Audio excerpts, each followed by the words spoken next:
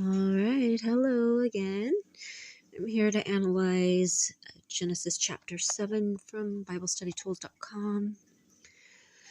So, what I see here is a lot of interweaving of probably different versions, different time frames of the story of Noah's Ark. We still have Lord with a capital L, but we have a lot of redundancy. It's just go to the ark and have pairs of animals and pairs of animals and pairs of animals, and then all of a sudden Noah is 600 years old. Well, that's out of left field. You know, can we have a little context before they slam us with the 600 years old? Because that doesn't comport with anything in reality that we know or understand. Not that much else does, but it's a very concrete number to suddenly just like throw into the gears. And you know, if you're trying, just as somebody reading this, to make sense of it, and you're like, you know, even a couple hundred years ago, our lifespans were nothing compared to what they are right now. So 600 years old in a time when nutrition was not nearly as good as it is right now, and our understanding of pathogens wasn't nearly as good. How do you make sense of somebody being 600 years old? It doesn't make sense. So do we divide it by 4, by seasons, you know, or do we figure out some other way to make sense of that? Because this does not. And then Noah and his sons and his wives enter the ark, and they have the pairs of animals again. And again, it's the 600th year on the 17th day of the second month. Why isn't that a national holiday? Why isn't Noah's Day a holiday? I mean, it's very, very, very explicit on the 17th day of the second month. So, February 17th shall be Noah's Day from now on.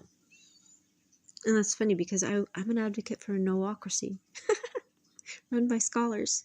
It's from the Greek root of nous, N-O-U-S, knowledge, to know. Noah's Day. Anyway, so the great deep burst forth. Is water what is under the earth's mantle? Can we have some basic geology applied to this? Does that make sense? In the floodgates of heaven, okay, we know rain comes, we know the water cycle, come on. And rain fell for 40 days and 40 nights. And on the very day that they entered the ark together again. I mean, it's redundant. They had every wild animal. And they just keep reiterating these animals and the pairs of animals. And the animals were going in male and female. And then the Lord shut him in, and it rained for 40 days, and they were afloat on the waves of God's wrath for what he himself created. Waters rose, and they tell us exactly how it rose, that all high mountains. So we were to expect that even Mount Everest was completely drenched. So is the ark in outer space? Was it launched out of the atmosphere? You know, are we going to find a skeleton ark? I mean, was it launched that? I mean, it doesn't comport with reality. And the waters rose and covered the mountains to a depth of more than 15 cubits. There's no oxygen up there. Above Mount Everest, where it was covered to a depth of 15 cubits. I mean, if you want to, be specific, be consistently specific. Be consistent. This is not consistent.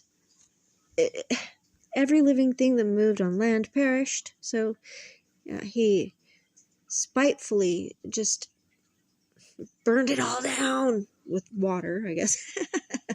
He flooded it all because he didn't like what he created. He punished every innocent bird, every innocent animal. Every living thing was wiped out, and the people. But it doesn't mention here the Nephilim or the angel, the sons of God. They weren't killed. it's so specific about everything else. Every single animal, every single wild animal, unclean animal, and clean animal. It's so specific about the years and the days and the month and the measurements of the ark. It's so very, very, very, very specific, but it leaves out the sons of God here. It leaves out the Nephilim here.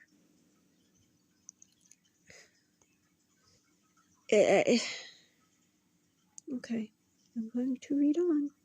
So, yeah, that was Genesis chapter 7, and this is not an invitation to preach to me or tell me your interpretation or your pastor's interpretation. This is me reading this for myself because it doesn't pass the sniff test. Yeah. All right. Onward.